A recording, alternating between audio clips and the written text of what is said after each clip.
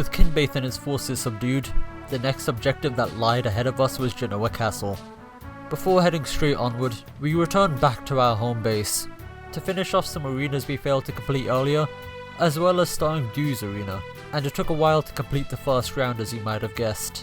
But hey, he gets a pretty good level from it, so it is well worth all the wasted sword uses. Lex follows up with his arena, and actually gets a pretty good level, and makes some very good progress before losing again, although unlike earlier in the chapter, all the villagers are now dead, with their homes thoroughly burnt to the ground. So we can just take our time and heal up our units at whatever speed we like. Who would have thought that letting innocent civilians die actually made our lives easier? We continue walking at a snail's pace as we fish out any wandering bandits, and Du's loving all the XP he's getting. I decide to spread around the joys of slow play to Ephlyn, who I am now staff grinding with the return staff until I get bored. If you're curious as to why I'm taking 50 years to actually move my units, well, it's simple. Ira is guarding Genanoa Castle, and to put it simply, women scare me. And so, I skip straight to advancing towards Gandalf's forces from the castle right after Genanoa. These guys are annoying, but not very difficult, and we can draw them away from the castle using Lex with ease.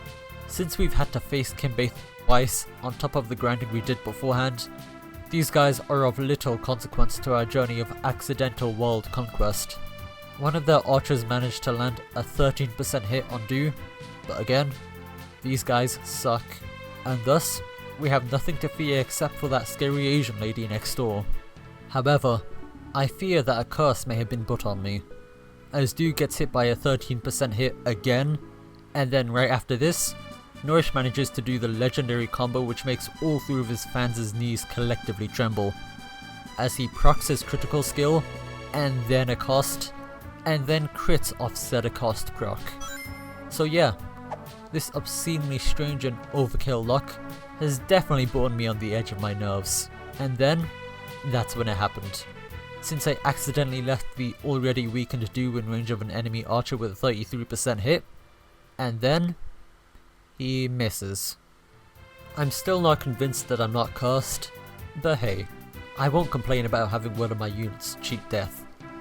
To further aid in my confusion and unease, Nourish manages to proc an empty level up, and I know cargo games have relatively low growth rates as is, but for some reason, the more I actively insult Nourish, the more empty levels he ends up getting.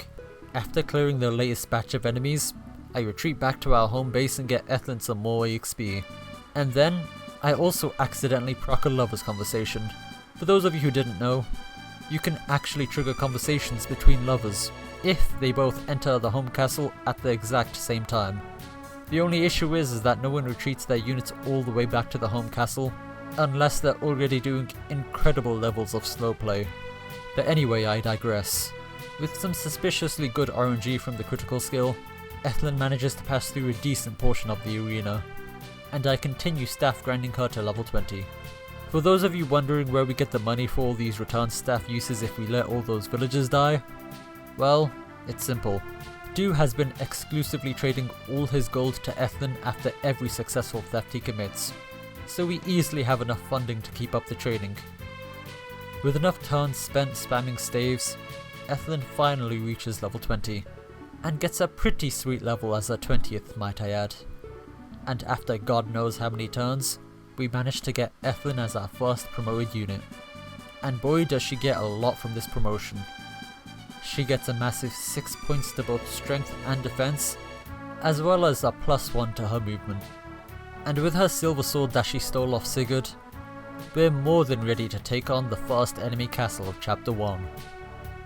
As a way to show off her superiority, I purposely saved her last arena round for after promotion, and man, I haven't seen such a one-sided stomp since I tried to gang her brother to genocide a bunch of 15-year-olds.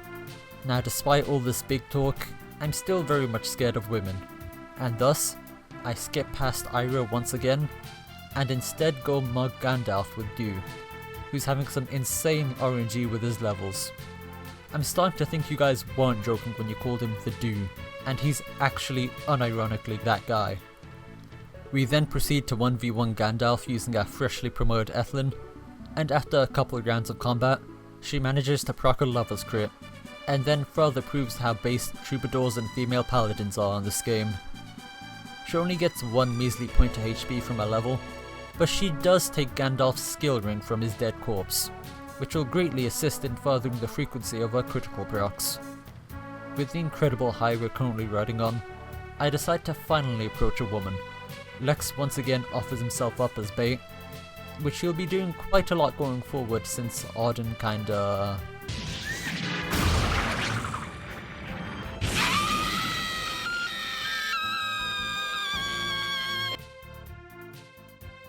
yeah. The bait works as Ira advances towards Lex, much to our approval. We're careful not to aggro enemies towards moving west, since that's where we're hoping to jump Genanoa Castle from. However, sadly, nothing actually goes to plan in this run, and thus 2 of the enemy units actually decide to turn around and face our ambush ahead of time. But Ira doesn't for some reason. But then, we encounter an issue. Lex is getting dangerously close to Aideen, who had too little movement to actually keep up with the rest of our army, and so Lex is going to have to be more careful with how he retreats. We waste no time in trying to clean out the group that intercepted our attack from the west, but we don't manage to get a straight flush. And I figured I don't want to risk Aideen, so I did a full retreat on Lex in hopes Ira doesn't chase. And our plan works, as our operation is now a bust, and my greatest fear has come to reality. A female is approaching my general direction. I decide to double down and I get Quan and Ephlyn to 2v1 the boss, whilst I pray that the enemy AI's stupidity keeps Ira at bay. For those of you who are wondering, no, the enemy AI did not in fact keep Ira at bay, as she approaches my unit's no-no zone, and is right next to the castle, which is the opposite of what we want to happen, in case you haven't been following.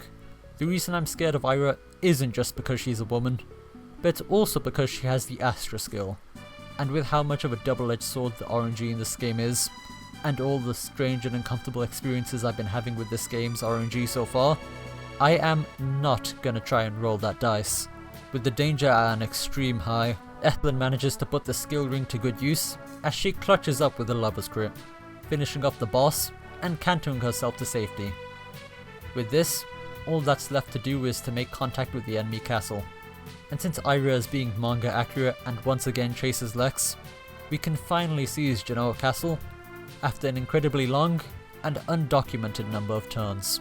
As we seize the castle, Ira suddenly has a convenient change of heart and decides to stop chasing Lex.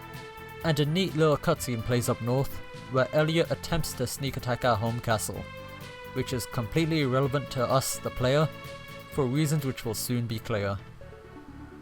We finally talk to our woman, and now have Ira safely and non-lethally recruited into our army. Now for those of you who didn't know, Ira is a Myrmidon who has the pursuit skill alongside Astra and Nihil. But wait, if she has pursuit, why didn't we just pop a bullet between her eyes using the silver sword and save us the trouble of having to recruit her? Well, it's simple. This one guy in my comment section who goes by the name Mascolino keeps asking me to put the brave sword on Noish, since before even this run started, and we can only actually get the brave sword via a conversation with Ira. So yeah, I had to recruit her so that we could give Noish a chance at being viable. With one singular enemy turn past, our homie Eldigan covers our flank, and easily disposes of Elliot's forces for us. This is one thing that blew my mind when I initially played Fire Emblem 4, and is one of the many reasons I love this game to death. Being able to see events take place in real time on the map was just absolutely revolutionary to me, since I was just so used to being told about them off screen during my previous experiences with Fire Emblem. And so, this real-time cutscene with Eldigan essentially made 14-year-old me lose his mind when he first played this game. And considering the game I played before Genealogy was Three Houses, I think my initial response to the game was quite justified. But nostalgia aside, as we've already thoroughly disposed of any and old enemies in the area, we can just basically beeline Sigurd to the next castle. And with that, only the Spirit Forest is left before we can finally finish the first non-prologue chapter of this game. And as I am short on both time and ideas, I shall call it a day and bid you all adieu. I hope you enjoyed watching, and I'll see you later.